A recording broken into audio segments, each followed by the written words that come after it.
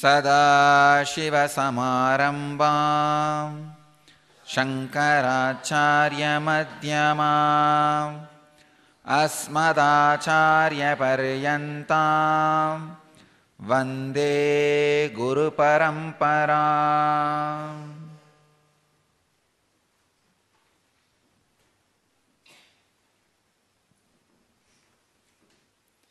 I welcome you all with my love and respects.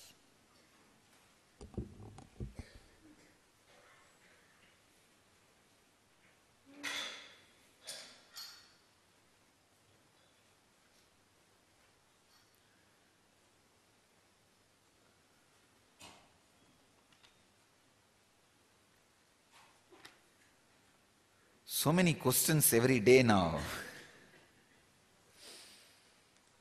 It's okay. I'll spend more time, but I'll answer all the questions.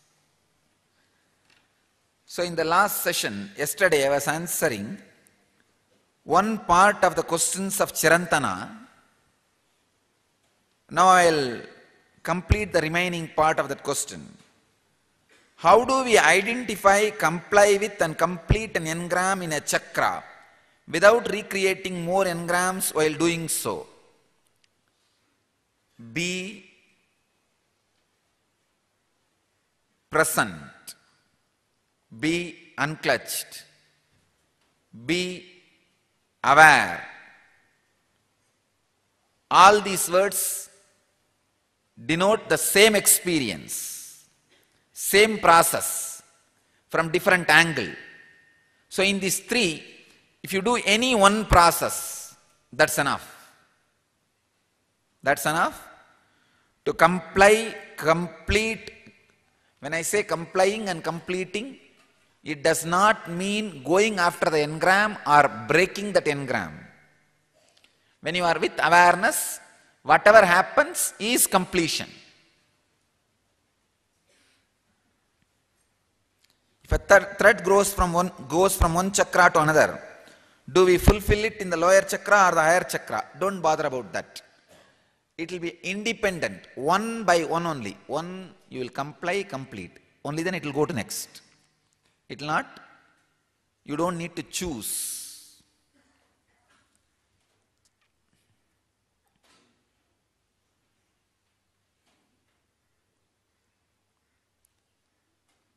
I have another one question from Ananda Kavya. Swamiji, I have been contemplating the sutra you gave us in the past 2 days. Would you please help me to understand the followings? Does living inside the body independently mean functioning the body only with pure consciousness? If so, does it mean only enlightened being can have this experience? If not, how can an ordinary person to practice or experience this? First thing, does living inside the body independently mean functioning the body only with pure consciousness? Yes. If so, does it mean only enlightened being can have this experience? No. Enlightened being has the ultimate experience of this definition. But you can start practicing. Again, all teachings, all techniques, all practices boils down to this one Mahamantra, Mahavagya, be unclutched.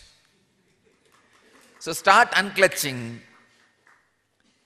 You can see an ordinary person can practice and experience this.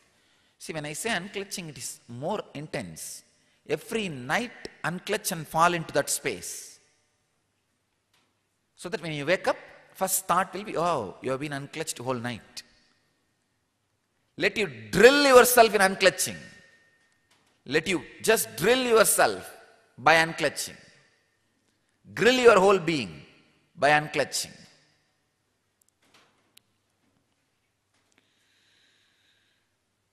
Michael, LB,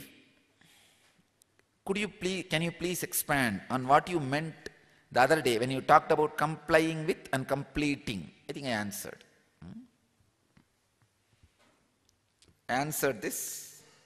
Complying and completing both happens by unclutching. So it may not lead to action. That is not a problem. But complying and completing means unclutching.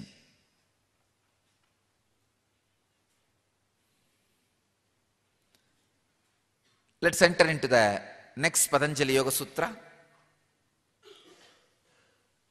Today's Sutra, 92nd Sutra, in the second chapter, 41st verse.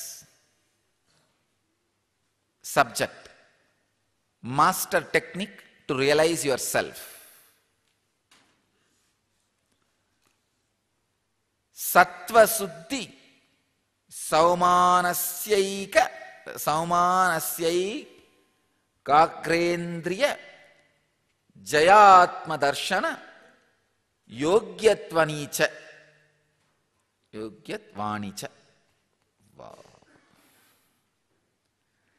Sattva Suddhihi Saumanasya Egagriya Indriya Jaya Atmadarshana Yogyatwanihi Yogyatwanicha.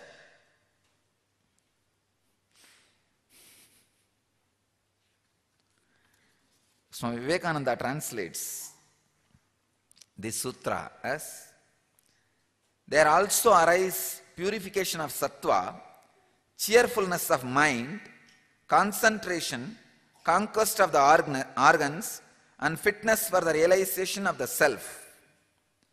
Prabhavananda says, moreover, one achieves purification of the heart, cheerfulness of mind, the power of concentration, control of passions, and fitness for the vision of the Atman. Sachidananda translates as, moreover, one gains purity of sattva, cheerfulness of mind, one-pointedness, mastery over the senses, and fitness for self-realization. So basically, Patanjali tries to describe by the purity. He is continuing from the last sutra. If the purity is continuously being practiced, sattva suddhi, upon purification of the sattva, saumanasya, happiness, clarity of mind. Yesterday, as I described, Bole Baba, that feeling of Bole Baba. See, Saucha gives you the signs of pleasure.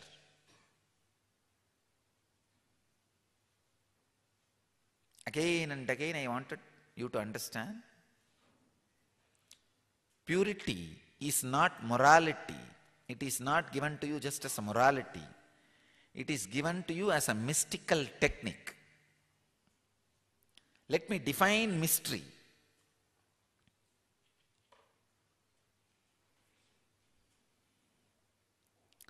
When I say, understand, you are looking through the eyes,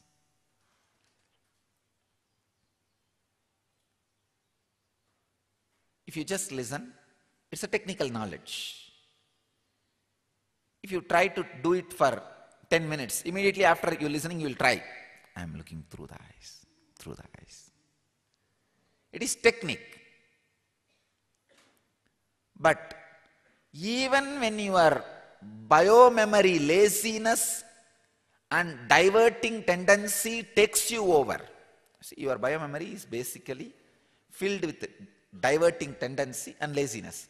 After 3 minutes, I am not looking through the eyes, are looking, okay, let's look. The diverting tendency, the technique, the shraddha in the technique will be lost. The shraddha in the tapas will be lost. But when that is lost by the diversion or by the laziness, even at those moments, you stand, no, I am going to do it. When you look through the eyes, suddenly the mysteries of looking will be revealed to you, which your ordinary brain never grasped. Mysteries of looking means, let me define exactly how I am now seeing all of you.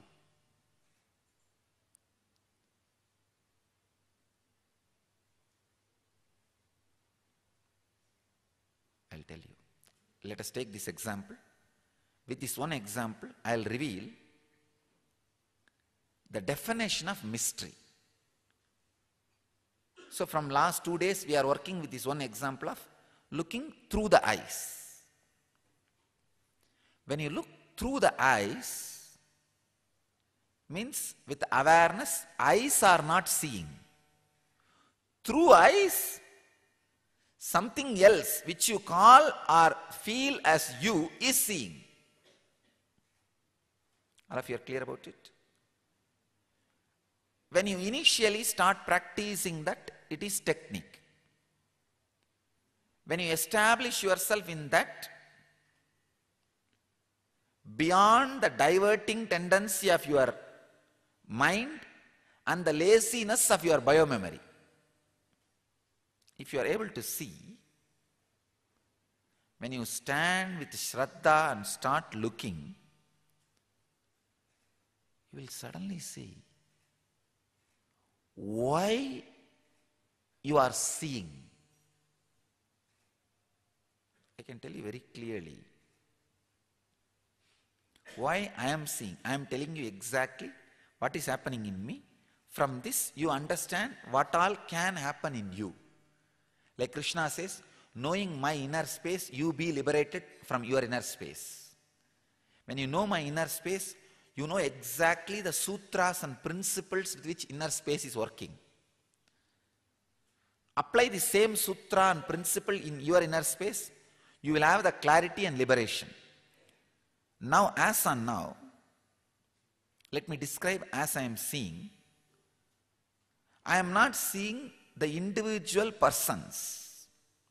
Here one batch, a cluster, means a group is sitting which does not have an individual identity. It's like the huge sheep. This group, one patch, does not have an individual identity. It is just sitting there. Any one small thing happens to one person will affect all the people. That's the way I am seeing now. Like a group energy, that's it. There is no individual. I'll first describe the scene as it is. Then I'll try to explain. Because it is.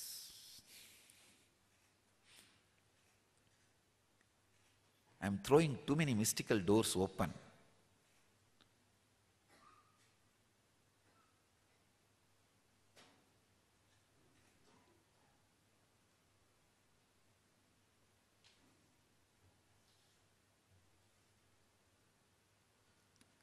Poison in the Shiva's throat, Alagala, is Maya, and that takes care too many great mystical things are not revealed verbally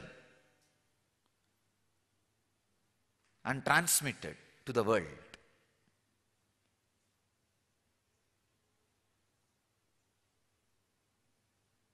That is one of the biggest problem. In all masters' throat, that Alagala comes and sits. Only to a certain extent you can throw this, you can verbalize and release.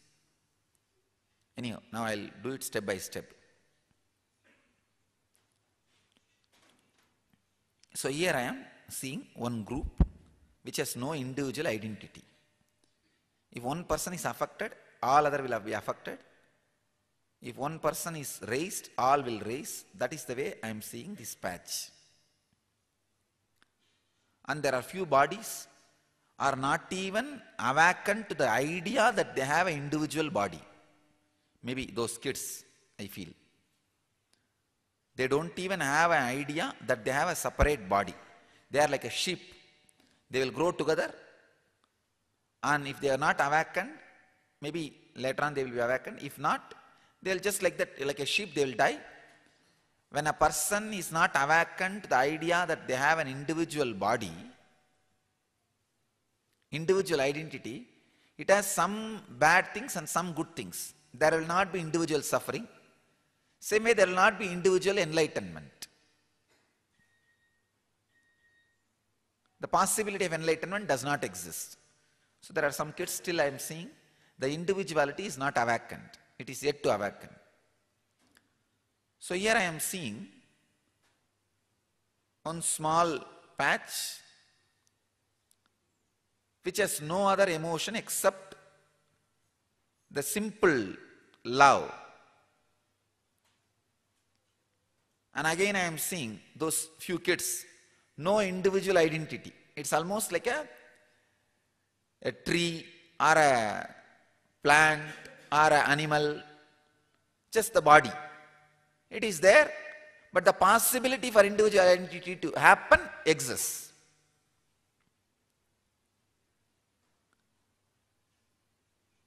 This is the way how I am seeing. Why I decide to see continuously. See, this group, even though doesn't have individual identity, has some devotion.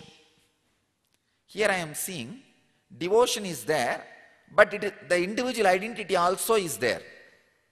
Maybe that is the reason for jealousy.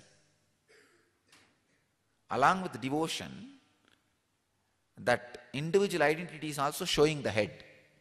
I am here, I am here. But here in this small patch, I don't see that I am here idea. It is there, just a kind of a group, patch. If I have to describe how from the snake's mouth the tongue will again and again come out and show that it is there, it is there. Same way I can see that in every body, it's like one cluster of devotion. If I consider devotion as a lump of clay, there's a big lump of clay, but like the snake's tongue, from every body, that individual identity comes up and says once in a while, I am here, I am here.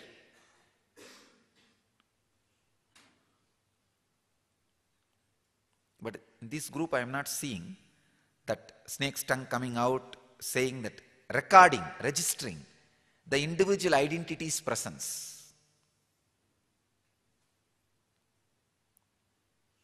This is a scene I am seeing. Let me describe why I am seeing.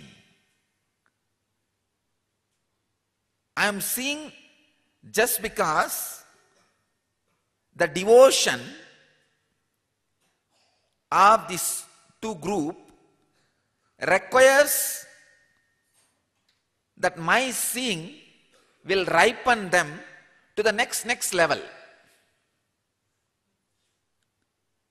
Sometime you will see some volunteers or devotees, the so-called rich donors, will be staying in the ashram for weeks. I will not see them even once. Even if I see them, I will not look at them. Okay. Taken care. That's it.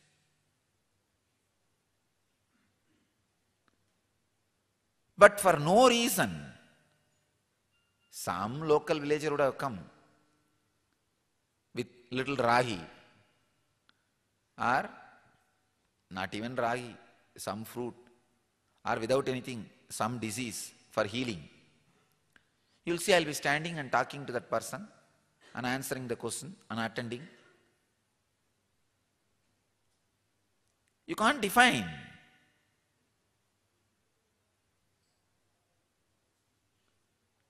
Logically, if you see, if you look from an organizational viewpoint, oh, you can spend with these people a little more time, at least the organization will become strong, they will give their time, talent, treasure. He is going around and playing with the people who neither have time, treasure, talent, anything. People only who have disease. What is the use? If you look through the eyes, you will know what you really want to see, what really need to be seen, and what you don't need to see, what you don't want to see. In my case, I have only two things. What wants me to see it, what does not want me to see it, that's all. I myself do not have idea what I want to see or what I don't want to see. That doesn't exist in me. What wants to be seen by me, what does not want to be seen by me. The so-called rich guys, all these fellows, they come, they act as if they want to be seen by me, but they have a deep fear. If this guy sees me, I may become devoted to him. I don't know what will happen. There are so many vested interests, other things, other strings which are pulling them back from inside, telling me, hey, don't see me, you better go. Enough. You just give me the consolation, but don't look at me. Mouth says, see me, see me. The heart says, no, no, go quickly, go to the next person. So many are waiting in the Sarvadarshan. Then I say, all right, tadastu, and move to the next person. In your case, when you look through the eyes, you will realize what you want to see and what you don't want to see. That understanding is what I call mystery. Please understand. Whenever you use the technique and solve an ununderstandable, unsolvable happening of your life, it is called mystery. Please understand.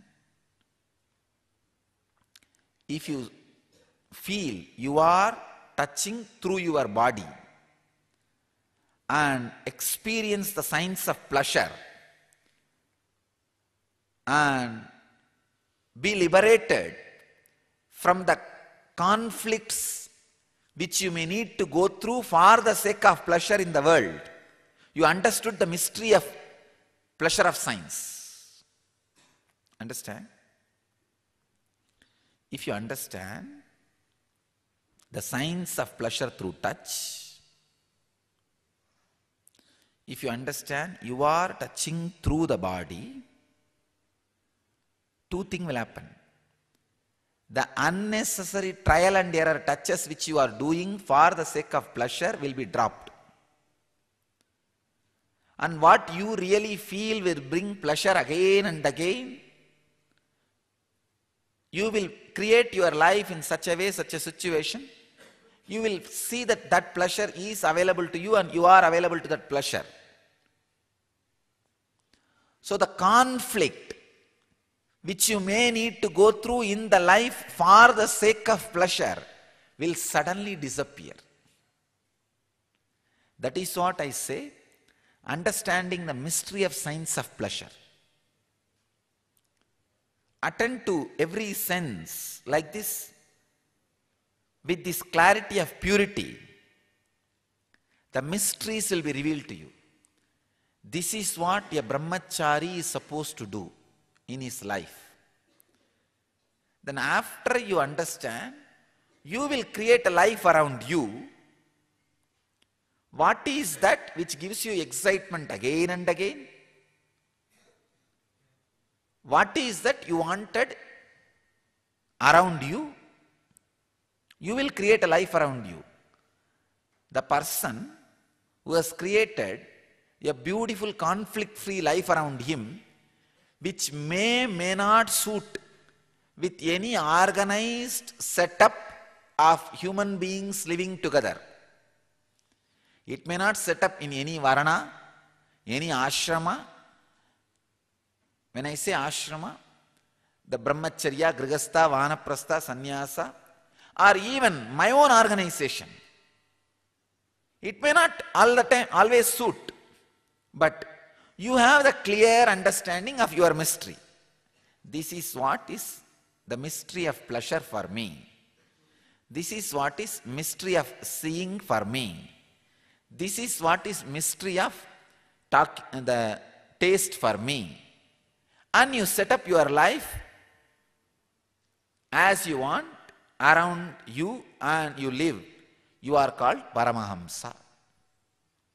And you know very clearly, clear mystical way, what you want, what for you can spend, and what can constantly keep you in eternal bliss. And I tell you, whenever you are established in your eternal bliss, you will constantly teaching that science to whoever comes around you. And automatically a community will grow around you. This is what is a cell reproducing itself. I am actually not interested in having a huge community in one place. No. I want all you guys to become people who experience that mystery and go and be in different, either be head of any community which I established or create your own community. I am very clear about it. That is the reason from the beginning I never centralized all the wealth, human resource, anything to one place. Cult means a place or a group flourishes only in a small place, only in one particular place.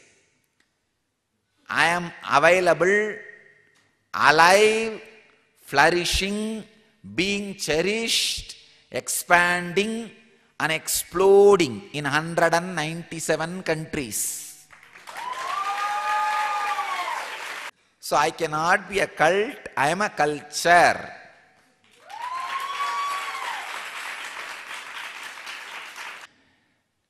The word cult needs to be understood. It's like a happening or brainwashing in one place,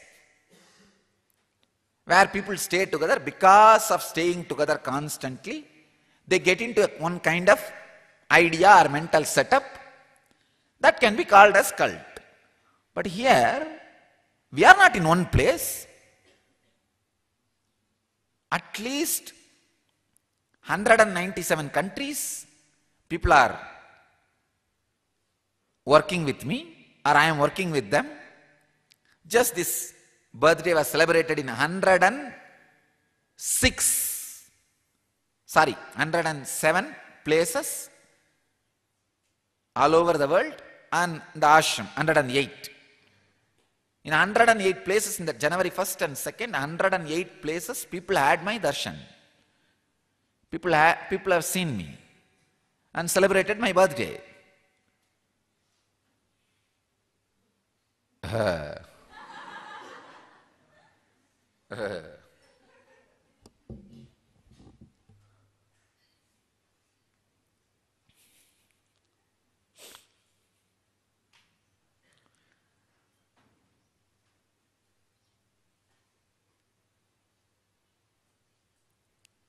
Let's come back to our subject, mystery. I am not interested in all you guys staying in one place. That's the reason I did not centralize all the wealth and human resource, everything to one place. I created so many temples, places, ashrams everywhere. Why do you think? Because I want more and more Paramahamsas. Some of you, when we become Paramahamsas, your gratitude and devotion will be so overflowing, you will just feel like melting and settle down at my feet with me. That's great, okay.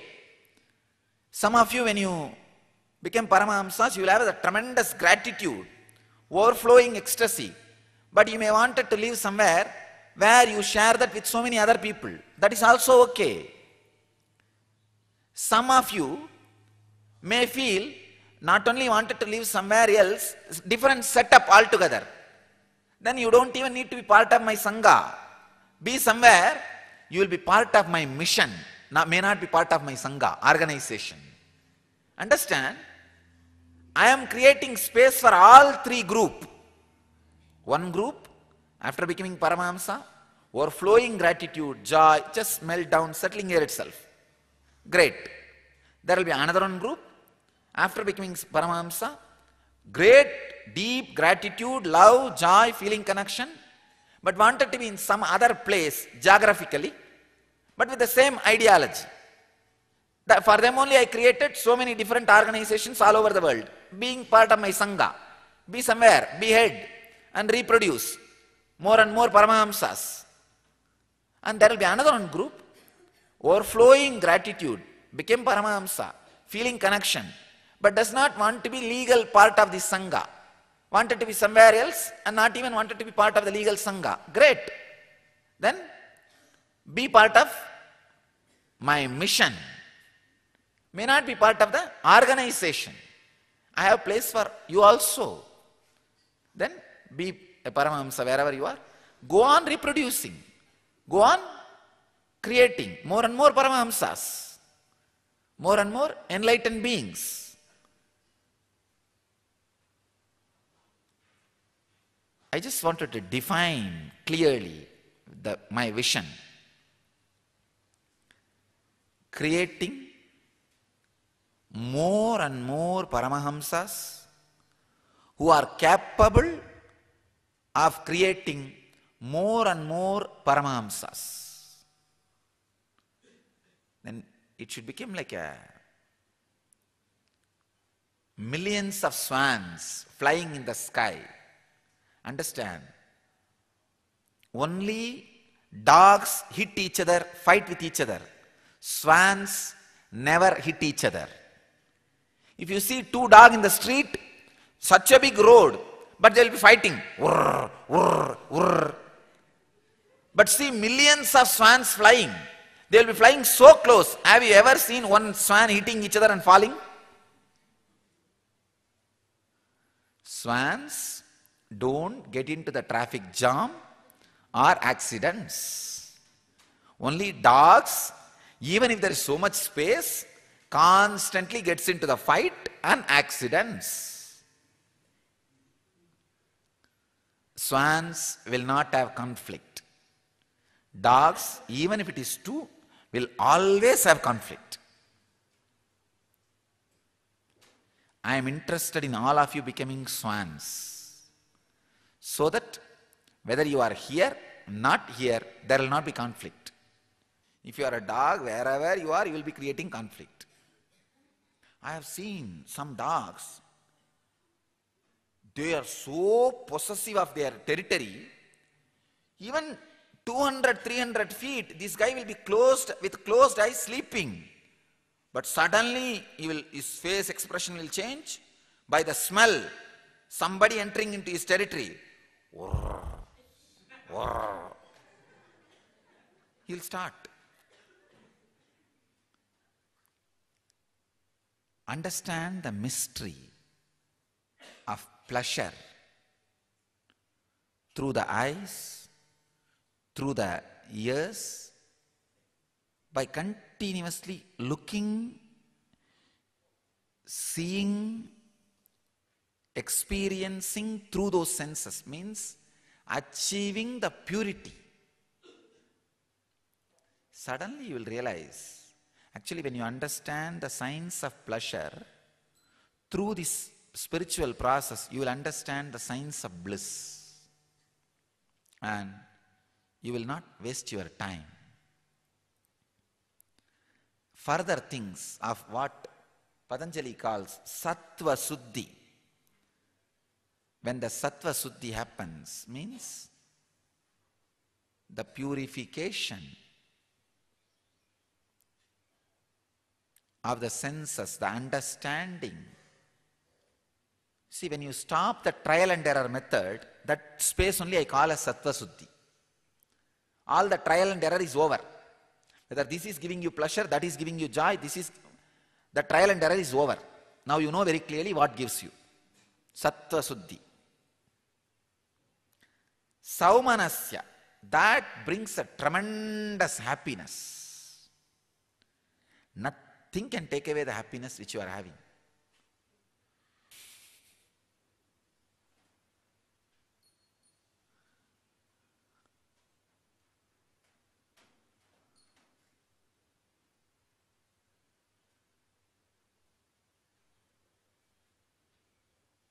when you have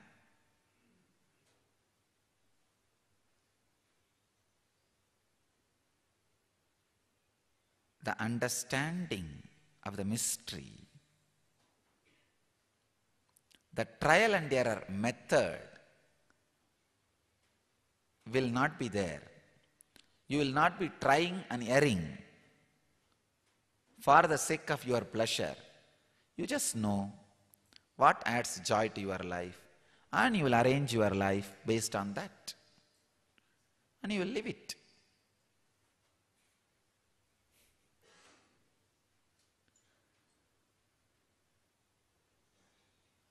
The intense happiness which comes out of your being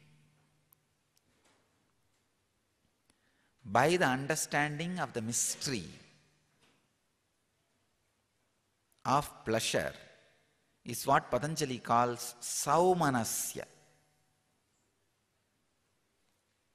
What all happens by purity, Patanjali is explaining in this sutra. Then Ekagriya, the ability to focus happens. When you know this is what is pleasure, then naturally you will be focused on that. You will not be wasting your time. Mastery of senses means you will become master of your senses. Senses will not be using you.